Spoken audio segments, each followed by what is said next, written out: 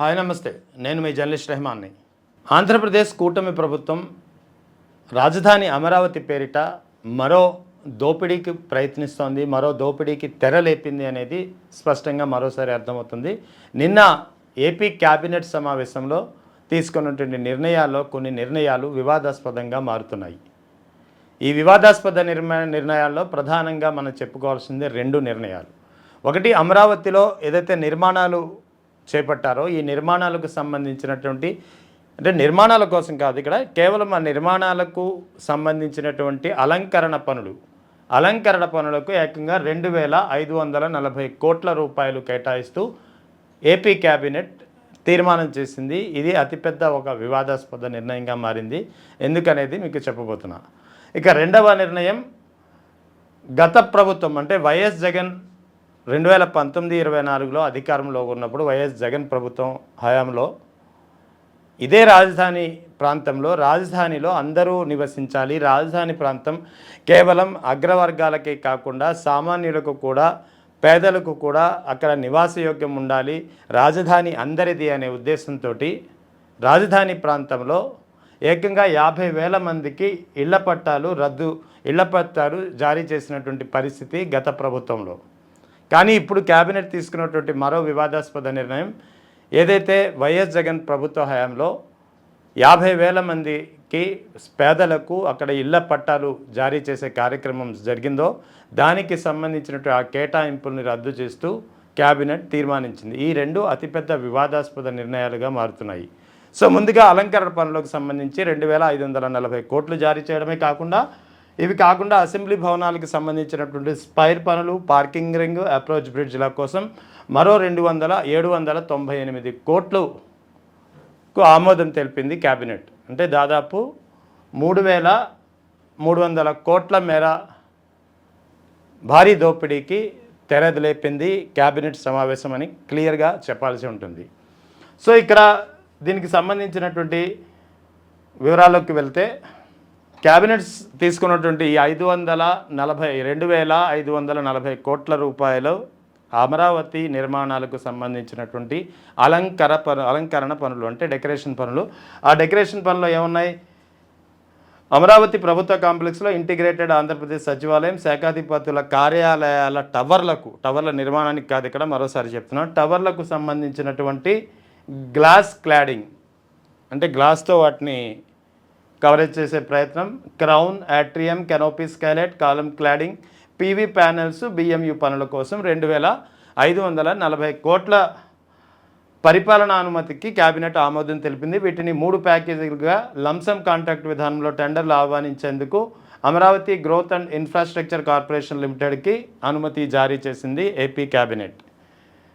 So వాస్తవానికి గత ప్రభుత్వం 17 మెడికల్ కళాశాలను నిర్మించతలపెట్టింది. ఇందులో 6 మెడికల్ కళాశాలలు ఇప్పటికే నిర్మాణం పూర్తి చేసుకున్నాయి, తరగతులు కూడా ప్రారంభమైనటువంటి పరిస్థితి 2024 నుంచే. అయితే ఇక్కడ ప్రధానంగా మనం చెప్పదలుచుకున్నది, ఏదైతే మిగిలిన 10 మెడికల్ కళాశాలలు ఉన్నాయో, 11 మెడికల్ కళాశాలలు, ఈ 11 మెడికల్ కళాశాలలో పులివెందుల మెడికల్ కళాశాల కూడా నిర్మాణం పూర్తయింది. కానీ దీనికి సంబంధించినటువంటి నేషనల్ మెడికల్ కౌన్సిల్ అనుమతి టెక్నికల్ ఇబ్బందుల కారణంగా అది కాస్త ఆగిపోయింది. ఇక మిగిలిన 10 మెడికల్ కళాశాలలు దాదాపు 30 నుంచి 50% నిర్మాణాలు పూర్తి చేసుకుని ఉన్నాయి. ఈ నిర్మాణంలో ఉన్నటువంటి 10 మెడికల్ కళాశాలలకు కేవలం ఏడాదికి 1,000 కోట్ల చొప్పున 5 ఏళ్లలో 5,000 కోట్లు వెచ్చిస్తే ఆ 10 మెడికల్ కళాశాలలు కూడా, ప్రభుత్వ మెడికల్ కళాశాలలు కూడా పూర్తయిపోయి తరగతులు రన్ అయ్యే పరిస్థితి. కానీ 2024లో అధికారంలోకి వచ్చినటువంటి కూటమి ప్రభుత్వం ముందుగా తీసుకున్నటువంటి వివాదాస్పద నిర్ణయాల్లో మొదటి వివాదాస్పద నిర్ణయం, ఈ 10 మెడికల్ కళాశాలలను పూర్తి చేసే ఆలోచన పక్కన పెట్టేసి ఆ 10 మెడికల్ కళాశాలను పీపీపీ విధానంలో ప్రైవేట్ వ్యక్తులకు అప్పగించే వివాదాస్పద నిర్ణయం తీసుకుంది. దీనికి సంబంధించినటువంటి టెండర్లు కూడా కాల్ఫర్ చేసింది. అయితే అదే సమయంలో వైఎస్ జగన్ ఒక క్లియర్ కట్ వార్నింగ్ ఇచ్చారు. ఒకవేళ తాము అధికారంలోకి వస్తే ఎవరైతే ఈ టెండర్లు దక్కించుకున్నారో, అక్రమ విధానంలో టెండర్లు దక్కించుకున్నారో ఆ టెండర్లను రద్దు చేయడమే కాకుండా అక్రమాలకు పాల్పడిన వారిని పై చర్యలు తీసుకుంటామని చెప్పి కఠినమైనటువంటి ఒక వార్నింగ్ ఇష్యూ చేశారు. ఆ వార్నింగ్ ఇష్యూ కావచ్చు, లేక వయబిలిటీ లేకపోవడం కావచ్చు, ఇతరత్ర కారణాలతోటి ఏ ఒక్కరు కూడా టెండర్ దాఖలు చేయనట్టు పరిస్థితి. సో దాని కారణంగా దాదాపు 2 ఏళ్లుగా 10 మెడికల్ కళాశాలలు అలా అటకెక్కిన పరిస్థితి. ఏదైతే వైఎస్ జగన్ అధికారంలో దిగిపోయిన నాటికి ఆ పరిస్థితి ఎలా ఉందో అదే పరిస్థితి ఇప్పటికీ ఉంది. ఫలితంగా చాలామంది విద్యార్థులు వైద్య సీట్లను కోల్పోతున్నటువంటి పరిస్థితి.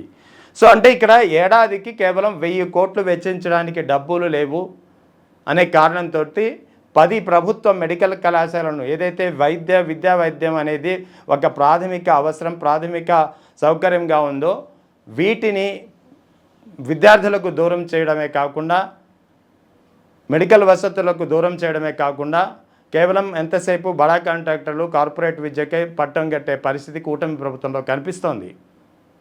సో ఇక్కడ 1000 కోట్లు లేదనే కారణంతో 10 మెడికల్ కళాశాలను గాలికి వదిలేసింది. కానీ ఇక్కడ ఏకంగా ఈ డెకరేషన్ పనులకు అంటే గ్లాస్ క్లాడింగ్ కానీ, స్కైప్ కానీ, కాలం క్లాడింగ్, క్రౌన్ యాట్రియం వంటి పనులకు ఏకంగా 2540 కోట్లు వెచ్చించడానికి పరిపాలన సంబంధించినటువంటి అనుమతులు మంజూరు చేసింది కేబినెట్. ఇది ఎంతవరకు సమంజసం?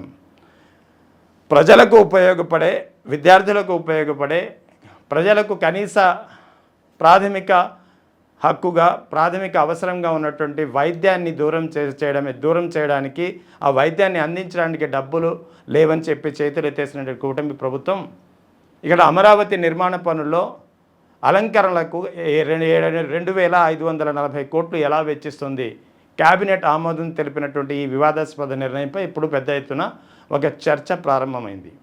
ఇక రెండవ అతిపెద్ద వివాదాస్పద నిర్ణయం గత ప్రభుత్వ హయాంలో, వైఎస్ జగన్ ప్రభుత్వ హయాంలో పేదల ఇళ్లకు కేటాయించినటువంటి భూములని రద్దు చేస్తూ కేబినెట్ నిర్ణయం తీసుకుంది. ఈ భూముల్ని రెవెన్యూ శాఖ నుంచి తిరిగి సిఆర్డీఏకి అప్పగించాలనేది నిర్ణయం. RF5 జోన్లో పేదల ఇళ్ల స్థలాల కోసం 2023 మే 9వ తేదీన వైఎస్ జగన్ ప్రభుత్వం ఇళ్ల స్థలాలకు సంబంధించి జీవో నెంబర్ 59 జారీ చేసింది. ఈ జీవోను ఇప్పుడు ఇవాళ కేబినెట్ రద్దు చేసింది. అంటే పేదలకు అక్కడ ఉండడానికి హక్కు లేదనేది కూటమి ప్రభుత్వం చెబుతున్నటువంటి మాట. ఇక్కడ ఈ నిర్ణయాన్ని రద్దు చేస్తూ కూటమి ప్రభుత్వం చెప్తున్నది ఏంటి? సామాజిక సమతుల్యత దెబ్బతింటుంది, పేదలు అక్కడ నివసిస్తే, పేదల ఇళ్ళు అక్కడ ఉంటే, పేదల నివాసాలు అక్కడ ఉంటాయి అనేది. అంటే రాజధానిలో కేవలం ఒకే వర్గం వాళ్ళు ఉండాలా? పేదలు నివసించడానికి అక్కడ వాళ్ళకి యోగ్యత లేదా? సామాజిక సమతుల్యత దెబ్బతింటుందంటే మీ ఉద్దేశం ఏంటి? అంటే ఆ రాజధాని నిర్మాణం, ఏదైతే రాజధాని నిర్మాణాన్ని మీరు చేపట్టదలిచారో అమరావతిలో 29 గ్రామాల పరిధిలో, ఈ 29 గ్రామాల్లో ఏ ఒక్క పేద వ్యక్తి కూడా, ఏ ఒక్క పేదవాడు కూడా, ఏ ఒక్క దిగువ మధ్యతరగతి శ్రేణి వర్గీయుడు కూడా అక్కడ నివసించడానికి వీల్లేదా? కేవలం ఒక వర్గానికి లేదా అగ్రవర్గాలకు, అగ్రవర్ణాలకు మాత్రమే అక్కడ నివసించడానికి అర్హత ఉందా? సామాజిక సమతుల్యత దెబ్బతింటుందంటే మీనింగ్ అదే కదా. ఏకంగా మీకు ఇక్కడ 2 వివాదాస్పద నిర్ణయాలు. ఒకటి, ఏడాదికి 1000 కోట్లు వెచ్చించి మెడికల్ కళాశాల నిర్మాణాలు పూర్తి చేయడానికి డబ్బులు లేవు. అలంకరణ పనుల కోసం ఏకంగా 2540 కోట్లు కేటాయింపులు ఇష్యూ చేస్తూ కేబినెట్ తీర్మానం చేస్తుంది. రెండవది, గత ప్రభుత్వం పేదలకు RF5 జోన్లో అమరావతిలో ఇచ్చినటువంటి 50,000 ఇళ్ల పట్టాలను సామాజిక సమతుల్యత దెబ్బతింటుందనే కారణంతో, అంటే సామాన్యులు అక్కడ నివసించడానికి వీల్లేదు అని చెప్పకనే చెబుతుంది. కేవలం అగ్రశ్రేణి వర్గాలు, అగ్రవర్ణ వర్గాలు మాత్రమే అక్కడ నివసించడానికి వీలవుతుంది అనేది కూటమి ప్రభుత్వం చెప్పకనే చెబుతున్నటువంటి మాట. కేవలం ఈ కారణంతో, సామాజిక సమతుల్యత కారణంతో ఏకంగా 50,000 ఇళ్ల పట్టాలను రద్దు చేస్తూ నిర్ణయం తీసుకుంది కేబినెట్. ఈ 2 వివాదాస్పదమైనటువంటి ఏపీ కేబినెట్ తీసుకున్న నిర్ణయాలపై ఇప్పుడు చర్చ నడుస్తుంది. ఏపీ కేబినెట్ వెంటనే ఈ 2 నిర్ణయాలను వెనక్కి తీసుకోవాలనే ఒక వాదన, డిమాండ్ వినిపిస్తుంది. ఎందుకంటే కూటమి ప్రభుత్వం అధికారంలోకి వచ్చేటప్పటికి గత ప్రభుత్వంపై పెద్ద ఎత్తున విమర్శలు చేసింది. గత ప్రభుత్వం పేదలను, మధ్యతరగతి వర్గాలను అణగదొక్కింది అని రకరకాల విమర్శలు చేస్తూ, రకరకాల హామీలు ఇస్తూ, సంక్షేమం ఇస్తాము, అభివృద్ధి సృష్టి చేస్తామంటే అధికారంలోకి వచ్చింది. కానీ పూర్తిగా అధికారంలోకి వచ్చిన తర్వాత తీసుకుంటున్నటువంటి నిర్ణయాలు చూస్తే మాత్రం ఇది కేవలం పేదలకు వ్యతిరేకమైనటువంటి ప్రభుత్వంగా, కేవలం బడా కార్పొరేటర్లకు మాత్రమే లబ్ధి చేకూర్చే ప్రభుత్వంగా, రకరకాల ప్రయత్నాల ద్వారా మరోసారి తేటతెల్లమవుతుంది. నిన్న ఏపీ క్యాబినెట్ తీసుకున్నటువంటి నిర్ణయాల ద్వారా కూడా ఈ విషయం మరోసారి బయటపడింది. ముఖ్యంగా మెడికల్ కళాశాలలకు వెచ్చించడానికి డబ్బులు లేనటువంటి ప్రభుత్వం అలంకరణ పనుల కోసం 2,540 కోట్లు వెచ్చిస్తోంది. ఇక ఇళ్ల పట్టాలకు సంబంధించి పేదల ఇళ్ల పట్టాలకు సంబంధించి ఆర్ఫై జోన్లో కేటాయించినటువంటి 50,000 ఇళ్ల పట్టాలను రద్దు చేస్తూ నిర్ణయం తీసుకుంది. ఈ రెండు క్యాబినెట్ తీసుకున్నటువంటి వివాదాస్పద నిర్ణయాలను వెనక్కి తీసుకోవాలని పెద్ద ఎత్తున ఒక డిమాండ్ అయితే వినిపిస్తోంది.